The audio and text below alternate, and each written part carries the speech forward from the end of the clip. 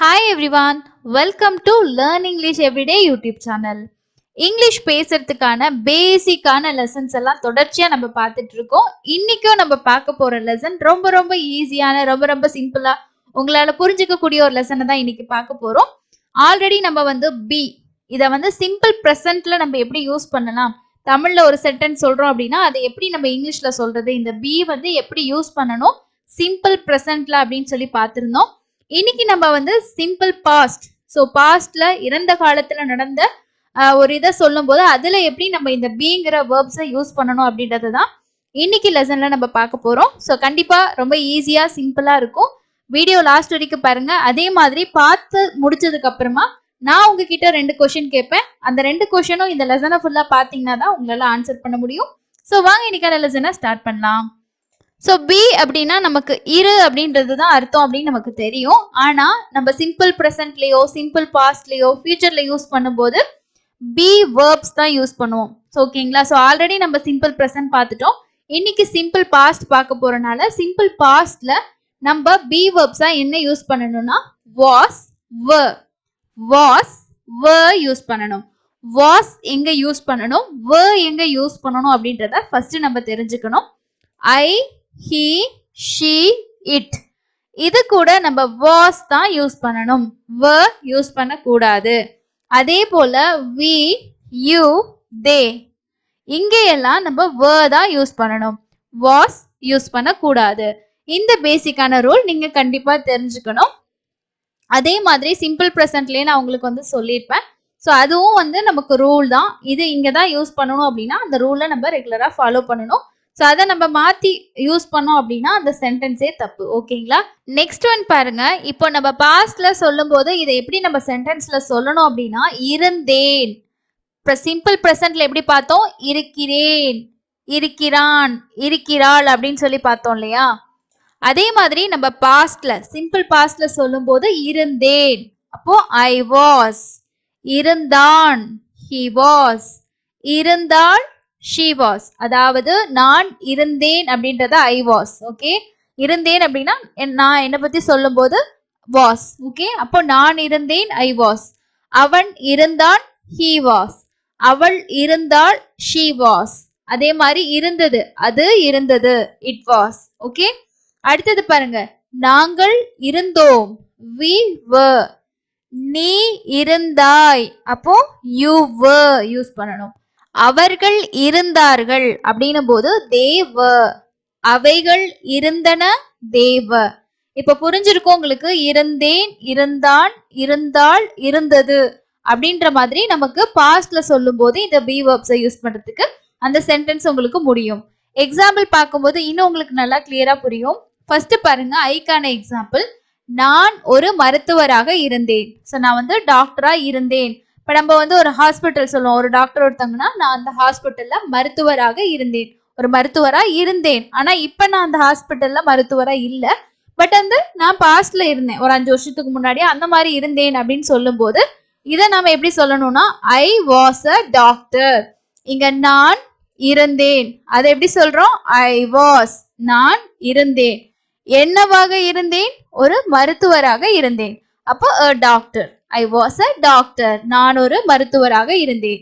இப்போ நாம ஒரு ஸ்கூல் பத்தி சொல்றேன், இந்த ஸ்கூல்ல தான் என்னோட கிட்ஸ் படிக்கிறாங்க அப்படின்னு சொல்லி நம்ம தெரிஞ்சவங்க கிட்ட சொல்லும் போது அவங்க ஒரு டீச்சர். ஸோ அவங்க என்ன சொல்றாங்கன்னா நான் ஒரு ஆசிரியராக இருந்தேன், அந்த ஸ்கூல்ல நான் அப்போ ஒரு ஆசிரியரா இருந்தேன் அப்படின்னு சொல்லும் போது ஐ வாஸ் அ டீச்சர், நான் ஒரு ஆசிரியராக இருந்தேன். இப்ப இல்ல, சில பேர் என்ன அப்படின்னா ஒரு ப்ரொஃபஷன்ல இருப்பாங்க, அப்போ டீச்சரா இருந்திருப்பாங்க. இப்போ அவங்க வேற ப்ரொஃபஷன்ல இருக்கும்போது நானும் டீச்சரா இருந்தேன் அப்படின்னு சொல்லுவாங்க பாத்தீங்களா.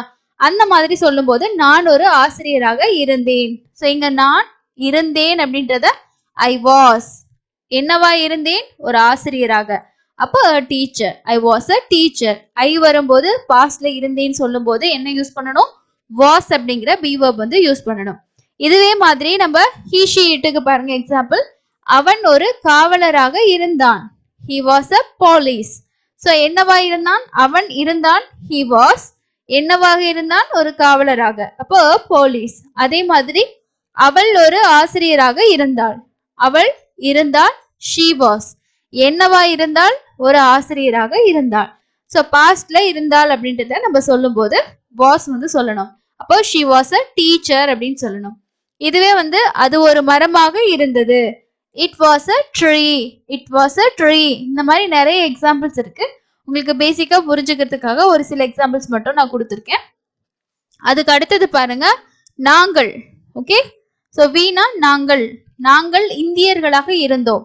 ஸோ நாங்க இந்தியர்களாக இருந்தோம். இப்போ வேற கண்ட்ரில வந்து அவங்க சிட்டிசன்ஷிப் வாங்கிட்டு அங்க செட்டில் ஆயிட்டாங்க. பட் நீங்க என்ன ஒரிஜின், எங்க நீங்க உங்களோட மதர் கண்ட்ரி எது அப்படின்னு நம்ம கேட்கும்போது அவங்க வந்து என்னோட தாய்நாடு நாங்க வந்து இந்தியா அப்படின்னு சொல்லுவாங்க. நாங்க வந்து இந்தியர்களாக அப்ப இருந்தோம். இப்ப வந்து இந்த நாட்டுல நாங்க சிட்டிசன்ஸா இருக்கோம். அப்போ நாங்கள் இந்தியர்களாக இருந்தோம். ஸோ இப்பயும் இருக்கணும்ன்றது இல்லை, ஆனா நாங்க பாஸ்ட்ல இருந்தோம். அப்ப சொல்லும் போது நாங்கள் இருந்தோம், we were. என்னவாக இருந்தோம்? இந்தியர்களாக, இந்தியன்ஸ். நீ ஒரு வழக்கறிஞராக இருந்தாய். ஓகே, அப்போ you were a lawyer. You were a lawyer. You were a lawyer. Okay, அடுத்தது பாருங்க, அதே மாதிரி தே, அவர்கள். அவர்கள் இருந்தார்கள். they were. என்னவாக இருந்தார்கள்? அமெரிக்கர்களாக இருந்தார்கள். they were Americans. they were Americans. அதே மாதிரி அவை பழங்களாக இருந்தன. Okay, they were fruits. So இதை வந்து ஒரு சிலர் உச்சரிக்கும் போது வர் அப்படின்னு சொல்லி உச்சரிப்பாங்க. இது பாத்தீங்கன்னா வ அப்படின்னு தான் சொல்லணும். ஏன்னா இந்த ஆரை வந்து நம்ம அழுத்தி படிக்க கூடாது. ஓகேங்களா, ஈ கூட ஆர் வரும்போது ஆருக்கு சவுண்ட் இருக்குதான், ஆனா வந்து ஆரை நம்ம அழுத்தி படிக்க கூடாது. வர் வர் அப்படின்னு படிக்கக்கூடாது. வ. they were Americans. they were fruits.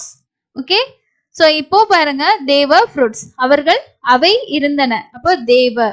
இப்போ உங்களுக்கு புரிஞ்சிருக்கும், அவர்கள் இருந்தார்கள் அப்படின்னு வரும்போது அதை நம்ம எப்படி சொல்லணும்? they wereன்னு சொல்லணும்ன்றது உங்களுக்கு புரிஞ்சிருக்கும். ஸோ என்னவா இருந்தாங்க அடுத்து வரும்.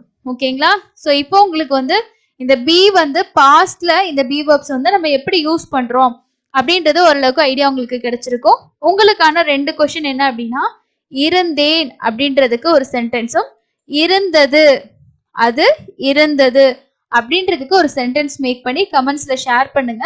ஸோ இந்த மாதிரி கொஞ்சம் கொஞ்சமா உங்களுக்கு வந்து பாத்தீங்கன்னா சிம்பிளா நீங்க பேசிக்கான விஷயங்கள் மட்டும் தெரிஞ்சுக்கிட்டீங்கன்னா சென்டென்ஸை நம்ம மேக் பண்ணி பேசும்போது ஓகே, நம்ம வந்து இப்போ பாஸ்ட்ல இருக்க விஷயத்த சொல்றோம், ப்ரெசென்ட்ல சொல்றோம். சில பேருக்கு வந்து டென்சஸ் படிக்கிறேன்னா டென்சஸா அப்படின்னு கஷ்டமா இருக்கும். ஆனா அந்த டென்சஸ் வந்து ஈஸியான மெத்தட்ல நீங்க தெரிஞ்சுக்கிட்டீங்கன்னா, நம்ம டெய்லி வந்து தமிழுமே அப்படிதான் பேசுறோம். நேத்து நடந்த ஒரு விஷயத்த பாஸ்ட்ல நடந்துதான் சொல்றோம் இல்லையா, இப்ப ப்ரெசென்ட்ல இருக்க விஷயங்கள். ஸோ ப்ரெசென்ட்னாலே நம்ம வந்து நிகழ்காலம்னு தமிழ்ல எடுத்துக்கிட்டோம்னா இப்ப நிகழ்காலத்துல நடக்கிறதெல்லாம் சொல்லிடுவோம். ஆனா இங்கிலீஷ்ல அப்படி கிடையாது. இதே வந்து எதிர்காலத்துல செய்ய போற விஷயங்களை எதிர்காலம்னு சொல்லிட்டு தமிழ்ல ஈஸியா சொல்லிடுவோம். ஆனா இங்கிலீஷ்ல கொஞ்சம் டிஃபரன்ஸ் இருக்கு. ஓகேங்களா, ஸோ அதை வந்து நம்ம பேசிக்கான விஷயத்த கொஞ்சம் கொஞ்சமா தெரிஞ்சுக்கிட்டோம் அப்படின்னா நம்மளால ஈஸியா வந்து பேச முடியும்.